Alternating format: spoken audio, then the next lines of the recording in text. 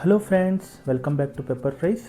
ಇವತ್ತು ನಾವು ಕರ್ನಾಟಕದ ಅತ್ಯಂತ ಪ್ರಸಿದ್ಧ ತಿಂಡಿಗಳಲ್ಲಿ ಒಂದಾದ ದಾವಣಗೆರೆ ಬೆಣ್ಣೆ ದೋಸೆ ಮಾಡ್ತಾಯಿದ್ದೀವಿ. ಈ ದೋಸೆ ಹೊರಗಡೆ ಕ್ರಿಸ್ಪಿ, ಒಳಗಡೆ ಸಾಫ್ಟ್ ಆಗಿದ್ದು ಬೆಣ್ಣೆಯ ಫ್ಲೇವರ್ನಿಂದ ತುಂಬ ರುಚಿಯಾಗಿರುತ್ತೆ. ಆಲೂಗಡ್ಡೆ ಪಲ್ಯ ಮತ್ತು ಚಟ್ನಿಯ ಜೊತೆಗೆ ತಿಂದರೆ ಸಖತ್ ಟೇಸ್ಟ್ ಕೊಡುತ್ತೆ. ಹಾಗಾದರೆ ವಿಡಿಯೋವನ್ನು ಕೊನೆವರೆಗೂ ನೋಡಿ.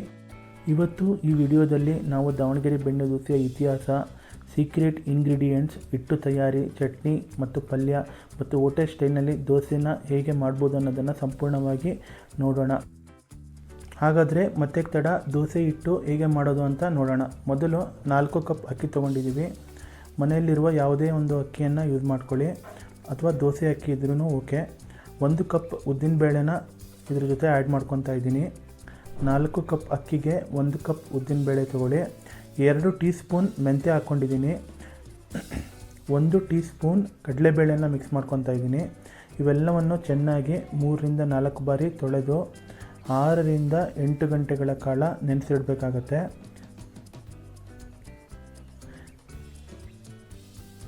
ಸೊ ಮಂಡಕ್ಕಿನ 2 ಕಪ್ ತೊಗೊಂಡಿದ್ದೀನಿ. ರುಬ್ಬುವ 30 ನಿಮಿಷಗಳ ಮುಂಚೆ ಮಂಡಕ್ಕಿಯನ್ನು ನೆನೆಸಿಡಿ. ಈಗ ನೆನೆಸಿದ ಮಂಡಕ್ಕಿ, ಅಕ್ಕಿ, ಉದ್ದಿನಬೇಳೆ, ಮೆಂತ್ಯ ಮತ್ತು ಕಡಲೆಬೇಳೆಯನ್ನು ಎಲ್ಲ ಸೇರಿಸಿ ನುಣ್ಣಗೆ ರುಬ್ಕೋಬೇಕು. ನುಣ್ಣಗೆ ರುಬ್ಬಿದ ಮೇಲೆ ಇದಕ್ಕೆ ಮೈದಾ ಹಿಟ್ಟನ್ನು ಸೇರಿಸ್ಕೋಬೇಕು. ನಾವು 1 kg ಹಿಟ್ಟಿಗೆ 2ರಿಂದ 3 ಟೇಬಲ್ ಸ್ಪೂನ್ ಮೈದಾ ಹಿಟ್ಟನ್ನು ಸೇರಿಸ್ಕೊತಾ ಇದ್ವಿ. ಇದರಿಂದ ದೋಸೆಗೆ ಒಳ್ಳೆ ಟೆಕ್ಸ್ಚರ್ ಬರುತ್ತದೆ. ನಂತರ ರಾತ್ರಿ ಹಿಟ್ಟನ್ನು ಸಂಪೂರ್ಣವಾಗಿ ಹುಳಿಯಾಗಲು ಬಿಡಿ. ಸೊ ಇವಾಗ ಬೆಳಗ್ಗೆ ರುಚಿಗೆ ತಕ್ಕಷ್ಟು ಉಪ್ಪು ಮತ್ತು 2ರಿಂದ 3 ಟೇಬಲ್ ಸ್ಪೂನ್ ಸಕ್ಕರೆಯನ್ನು ನೀರಿನಲ್ಲಿ ಕರಗಿಸಿ ಸೇರಿಸ್ಕೊಳ್ಳಿ. ಸಕ್ಕರೆ ಮತ್ತು ಮೆಂತ್ಯದಿಂದ ದೋಸೆಗೆ ಒಳ್ಳೆಯ ಗೋಲ್ಡನ್ ಕಲರ್ ಬರುತ್ತದೆ.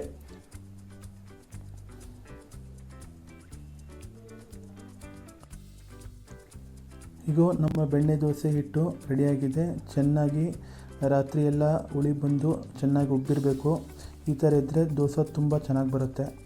ಈಗ ಇದಕ್ಕೆ ಬೇಕಾದರೆ ಸ್ವಲ್ಪ ನೀರನ್ನು ಸೇರಿಸ್ಕೊಂಡು ಚೆನ್ನಾಗಿ ಕೈ ಆಡ್ಕೊಳ್ಳಿ. ಎಷ್ಟು ಹಿಟ್ಟು ತೆಳುವಿರುತ್ತೋ ಅಷ್ಟು ದೋಸೆ ಚೆನ್ನಾಗಿ ಬರುತ್ತೆ.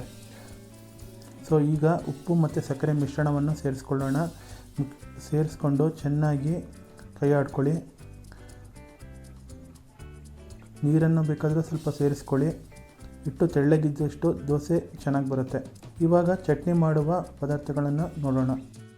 ಅರ್ಧ ಹೋಳು ತೆಂಗಿನಕಾಯಿ ತೊಗೊಂಡಿದ್ದೀನಿ. 4ರಿಂದ 5 ಮೆಣಸಿನಕಾಯಿ ತೊಗೊಂಡಿದ್ದೀನಿ. ಸ್ವಲ್ಪ ಕೊತ್ತಂಬರಿ ತೊಗೊಂಡಿದ್ದೀನಿ. 2 ಲವಂಗ ತೊಗೊಂಡಿದ್ದೀನಿ. 1 ಏಲಕ್ಕಿ ತೊಗೊಂಡಿದ್ದೀನಿ. ಸ್ವಲ್ಪ ಚಕ್ಕೆ ತೊಗೊಂಡಿದ್ದೀನಿ. ಆಲೂಗಡ್ಡೆ ಪಲ್ಯ ಮಾಡಲು 4 ಬೇಯಿಸಿದ ಆಲೂಗಡ್ಡೆ, 2 ಈರುಳ್ಳಿ ತೊಗೊಂಡಿದ್ದೀನಿ. ಈಗ ಒಂದು ಬಾಣಲಿಗೆ 2 ಕಪ್ ನೀರನ್ನು ಹಾಕ್ಕೊಳ್ಳಿ. ನೀರನ್ನು ಹಾಕ್ಕೊಂಡು ಹಸಿಮೆಣಸಿನಕಾಯಿನ ಬೇಯಿಸ್ಕೋಬೇಕು.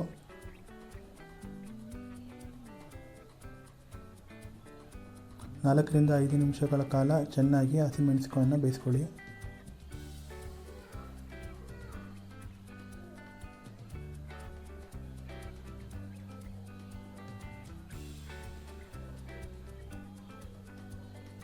ಇದು ತುಂಬ ಸಿಂಪಲ್ಲಾಗಿದೆ. ಚಟ್ನಿ ಆಗಲಿ ಪಲ್ಯ ಆಗಲಿ ತುಂಬ ಸಿಂಪಲ್ಲಾಗಿ ಮಾಡ್ಬೋದು, ಬಟ್ ಟೇಸ್ಟ್ ಮಾತ್ರ ಸಖತ್ತಾಗಿರುತ್ತೆ. ಈಗ ಹಸಿಮೆಣಸಿನಕಾಯಿ ಬೆಂದಿದೆ, ಅದನ್ನು ತಗೊಂಡ್ಬಿಡೋಣ.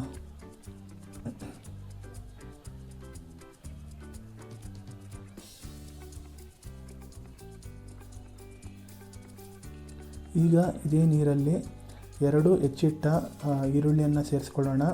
1 ನಿಮಿಷ ಗ್ಯಾಸಲ್ಲಿ ಹುರಿದ್ಕೊಂಡು ನಂತರ ಆಫ್ ಮಾಡಿಬಿಡಬೇಕು, ಇಲ್ಲಾಂದರೆ ಈರುಳ್ಳಿಯ ಕ್ರಂಚಿನೆಸ್ ಹೋಗ್ಬಿಡುತ್ತೆ.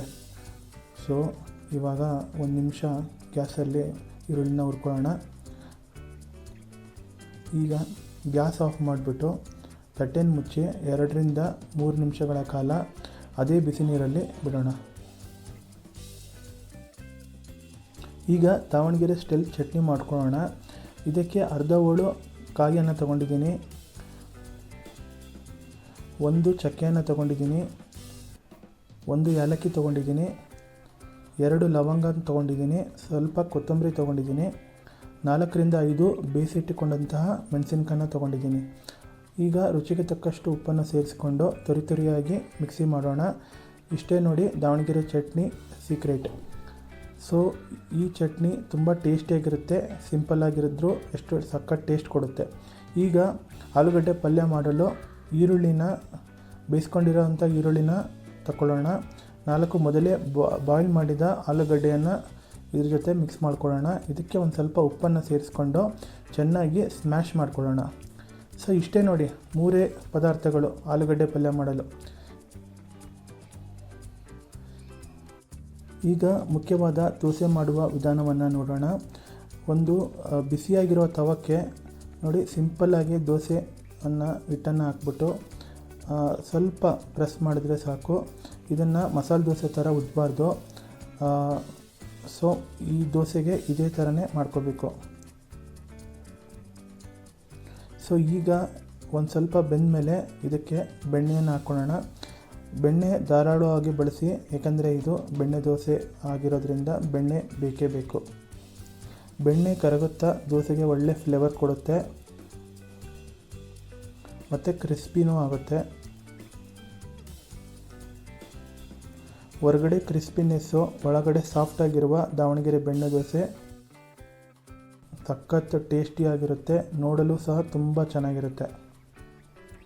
ಈಗ ತಿರುವಾಕೊಳ್ಳಿ. ನೋಡಿ ಯಾವ ಥರ ಕಲರ್ ಬಂದಿದೆ ಅಂತ. ತುಂಬ ಚೆನ್ನಾಗಿರುತ್ತೆ, ಸಖತ್ ಟೇಸ್ಟಿಯಾಗೋಕ್ಕೂ ಇರುತ್ತೆ. ಈಗ ನೋಡಿ, ಈಗ ಮೇಲ್ಗಡೆನೂ ಸಹ ಬೆಣ್ಣೆನ ಹಾಕ್ಕೊಳ್ಳೋಣ.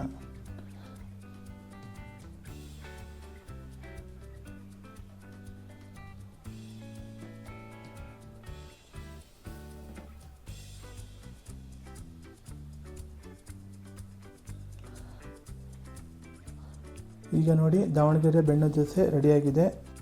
ಈ ದೋಸೆ ನೋಡಲು ಎಷ್ಟು ಚೆನ್ನಾಗಿದೆಯೋ ಅಷ್ಟೇ ಸೂಪರಾಗಿತ್ತು. ನಾವು ಟೇಸ್ಟ್ ಮಾಡಿದ್ವಿ, ತುಂಬ ಸಖತ್ತಾಗಿತ್ತು. ದೋಸೆ ಜೊತೆಗೆ ಆಲೂಗಡ್ಡೆ ಪಲ್ಯ ಚಟ್ನಿ ಕಾಂಬಿನೇಷನ್ ಅಂತೂ ಅಲ್ಟಿಮೇಟ್ ಆಗಿತ್ತು. ನೀವು ಸಹ ಮನೆಯಲ್ಲಿ ಒಮ್ಮೆ ಟ್ರೈ ಮಾಡಿ. ಈ ದಾವಣಗೆರೆ ಬೆಣ್ಣೆ ದೋಸೆ ಸುಮಾರು 1920ರ ದಶಕದಲ್ಲಿ ಚೆನ್ನಂಬಾಯಮ್ಮ ಮೇಲೆ ದಾವಣಗೆರೆಗೆ ಬಂದು ಒಂದು ಸಣ್ಣ ತಿಂಡಿ ಹೋಟೆಲ್ ಓಪನ್ ಮಾಡಿ ರಾಗಿ ಹಿಟ್ಟಿನ ಜೊತೆಗೆ ದೋಸೆಯನ್ನು ಮಾಡಿಕೊಡ್ತಾ ಇದ್ಲು. ಅದಾದಮೇಲೆ ಅವರ ನಂತರದ ಕಾಲದಲ್ಲಿ ಶಾಂತಪ್ಪ ಮತ್ತು ಮಹಾದೇವಪ್ಪ ಅವರ ಮಕ್ಕಳು ಅಕ್ಕಿ ಹಿಟ್ಟಿನೊಂದಿಗೆ ಮತ್ತು ಮಂಡಕ್ಕಿಯನ್ನು ಸೇರಿಸಿ ದೋಸೆಯನ್ನು ಮಾಡೋಕ್ಕೆ ಸ್ಟಾರ್ಟ್ ಮಾಡಿದ್ರು. ಹೇರಳವಾಗಿ ಬೆಣ್ಣೆ ಯೂಸ್ ಮಾಡ್ತಿದ್ದರಿಂದ ಇದಕ್ಕೆ ಬೆಣ್ಣೆ ದೋಸೆ ಅಂತಲೇ ಫೇಮಸ್ ಆಯಿತು. ಈಗ ಕರ್ನಾಟಕದ ಸುಪ್ರಸಿದ್ಧ ದೋಸೆಯಾಗಿ ಆಲ್ ಓವರ್ ಕರ್ನಾಟಕ ಎಲ್ಲ ತುಂಬ ಬ್ರಾಂಚಸ್ಗಳು ಬೆಣ್ಣೆ ದೋಸೆ ಓಪನ್ ಮಾಡಿದ್ದಾರೆ. ಬಟ್ ದಾವಣಗೆರೆಯ ಶಾಂತಪ್ಪ ಹೋಟೆಲಲ್ಲಿ ಒಮ್ಮೆ ಟ್ರೈ ಮಾಡಿ, ಒರಿಜಿನಲ್ ಟೇಸ್ಟ್ ಬೇಕು ಅಂದರೆ ನಿಮಗೆ. ಈ ವಿಡಿಯೋ ನೋಡೋಕ್ಕೆ ತುಂಬ ಧನ್ಯವಾದಗಳು. Thanks for watching Pepper Fries. ನಾನು ಸಂತೋಷ್ ಮತ್ತು ಸುಷ್ಮಿತಾ. ಧನ್ಯವಾದ.